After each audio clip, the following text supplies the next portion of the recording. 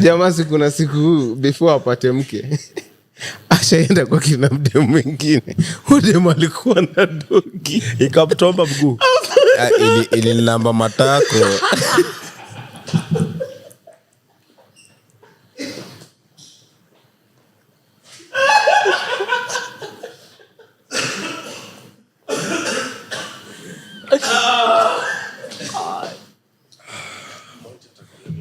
Yombo ili namba matako.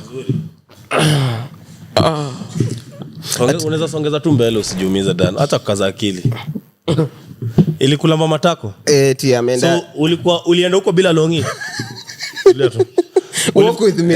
Walk with me. I'm recording. Ulifikaje huko bila toja? Nilikuwa na toja. Toja so okay. Toja tuanzie wapi? Toja uanguka. Toja uanguka. Naam kijana. Toja udunda.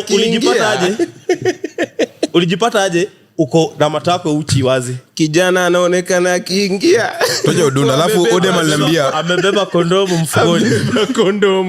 Odema aliniambia ati hawa walionekana kwenye CCTV akifungiliwa mlango huku anaingia wakipigana busu kwenye corridor. Anaonekana akipigana busu. Niliambia Odema tufungie kitu nje. Akasema Monty umekuja kwa life yangu leo unataka nifungie umbo yangu nje? I'm with you for 30 minutes only. Hakuna ulika hapo hadi next day hata kuna gaza wewe ni mjinga. Unanijuaje? Nilikana 30 minutes bila suruali.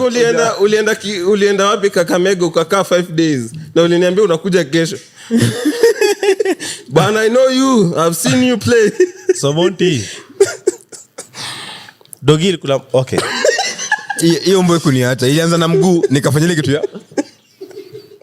Nikatupa. Sikaogopa nikajua wewe umeogopa wewe. Hata mimi nikule biriani iliyo mbele yangu. Alhamdulillah. Sala. Yoma. Kapiga swala. Kuingia kwa biriani kidogo hivi. Ndio huyo tena boss kwa mama matako. Mbona ikurudi kwa mguu? Ulikuwa kwa mavi?